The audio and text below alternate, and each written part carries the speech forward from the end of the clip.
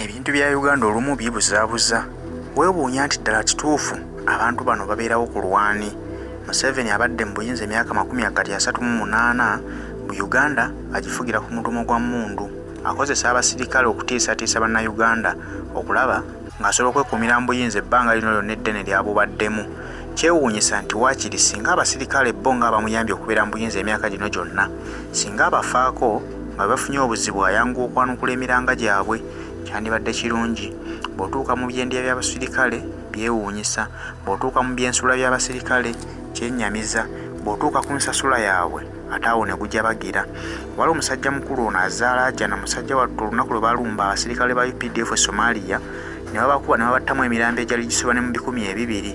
Abaali basigaddewo bannaabwe baawambibwa ne babuzibwawo. Abasajja bo batugamba nti baali ba Al-Shabaab. Mu kuwamba abantu bano kati emyezi giri 2 n'ekitundu, gavumenti tevangayo okukola official statement ku bantu bano nti abaawambibwa tulina enteekateeka y'okubanunula, n'abattibwa tebavaayo kukola nteekateeka nnungamu nti baziikiddwa mitiibwa ng'abasirikale ba Uganda. Babyogerako bwogezi era ne biyitaawo. Olwali omusajja mukulu omu ku be baawamba avuddeyo ng'alaajana embeera gye bayisibwamu mbi ddala, nga basaba obuyambi bwa gavumenti eveeyo ebayambe. Gavumenti esirise, ensonga zino eziraba bulabi, tefuddeeyo.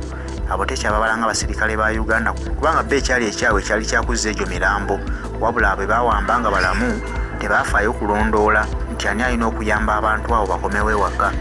Bamanyi bulungi nti twasigazaawo abajjasi abasobola otukolera ebyaffe ebirala, tulina abasobola otuzanyira entalo zaffe endala. Kyova olaba nti bano basajja battu baabaleka bo balugwemu bokka na bokka. Musajja mukulu engeri gy'alaajanamu wandigambye nti bandibadde bayambibwa kubanga gavumenti gye baweereza yekyali mu buyinza, naye ate tefuddeeyo kubayamba kuba singa gavumenti nti ebadde yakyuka twandigambye nti osanga bakola ebikolobero ku bantu bali. Gavumenti kyefudde babonereze balekeyo. Gavumenti yennyini gye bakolera ate olwaliwo yekyali mu buyinza naye balese ebalaba bulabi.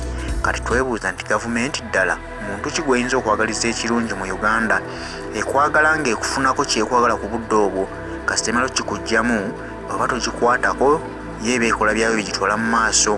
Museveni afa ku bantu abamuli ku lusegera abafamire bokka, naye mmwe abasigadde mu ndi musirikale mbu ndi mulamuzi oba ndi ani mumwesibako nga mumanye tabaagalangako. Omwami oyo ayina famire eyiye waka, ayina abaana, ayina omukyala, ayina baalabirira. Naye mazima ddala akatambi ako kali mu kusaasaana ku media, tetunnalaba official statement yonna eva ku UPDF, eva mu UPDF oba mu gavumenti oba mu Minister of Security. Tetunnafuna yadde ekigambo kyonna, naye tunulira omusajja alaajana. Mainstream media tonnalaba ka video ako bwe katambula nti bayise ba panelist badiscussinge ku nsonga eyo. Olwaleero Felix Kulaiji yaleeteddwa mu studio za NBS naye nga azze kudiscussinga ku security threats mu nkuŋŋaana Nuupu z'eri mu kukola, nga bazze kudiscussinga ku bombo threats. Naye nga tulina abaana be batwala mu buwambe nga n'olwalira akatambi kako kasaasaana, abaana abo muganya okubayamba. Abaana balaajana badde ewaka, Katonda babikako akasubi abamu ne bawona, naye muganya okubawo ne kyemukolawo abaana abo baveeyo mu buwambe bwe balimu. Ne bino byonna mubikweka bannansi. Olwaleero bano abantu balina famire zaabwe, twababuuza wano nti abantu be batta nga tetwafunayo official morning n'emu, tetwafunayo kukungubaga kwa kikungu oba kwa ggwanga lyonna kungubagira baganda baffe abambala yunifoomu y'amagye abafiire Somalia.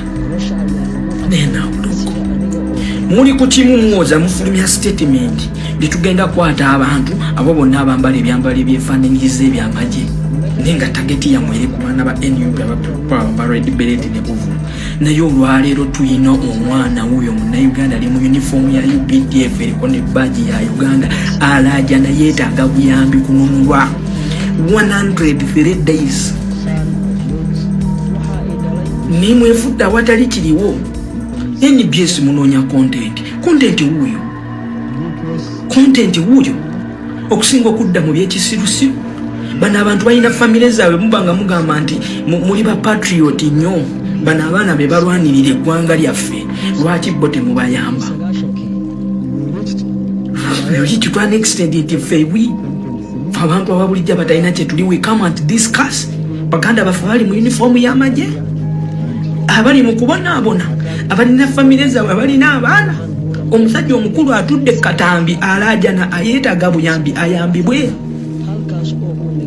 Mama ne mbate mwina busobozi singa twalabyedde official statements naye Akatambi kali mu kusaasana ku media for 3 days now. Akatambi kali mu kusaasana. Nemwe mugenda kufa kwani, mulifa kwani, mbate mufudde ku bannammwe. Kakati olwaleero mbanga mutinjukana ne Kongo, so mugenda kutereeza Kongo. Mwe wamwe nga mulina abaana abakaaba, abaana abalaajana. Kati mugezaako kutegeeza ki? Kyekyo kiringa simanyi musimba emiti e Kongo ku nguudo z'ekkumu newanunga e Uganda. Ng'okwata Gulu Road kuliko emiti emeka, okwata Jinja Road kuliko emiti emeka. Olwaleero mutugamba muzimba nguudo Kongo naye wane waffe Kampala zijjudde mu mannya, tukako ku Balintuma Road mwayongedde ne musimamu ebinnya ebirala. Naye muli mu kukola ze Kongo. Amasomero muzimba Tanzania naye ffe wane waffe gafaanana nga byoloni. Olwaleero tubuuza famire y'omwami ono era Bakatambi ako mulowooza balowooza ki muli? Felix Kulaije, this would have been a topic of discussion because it also falls under security. How comes a full UPDF officer is crying for help?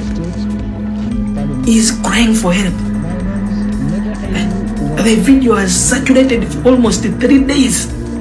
No official statement from the spokesperson of UPDF, no official statement from the government spokesperson, no official statement from the Minister of Security, no official statement from the Minister of Foreign Affairs.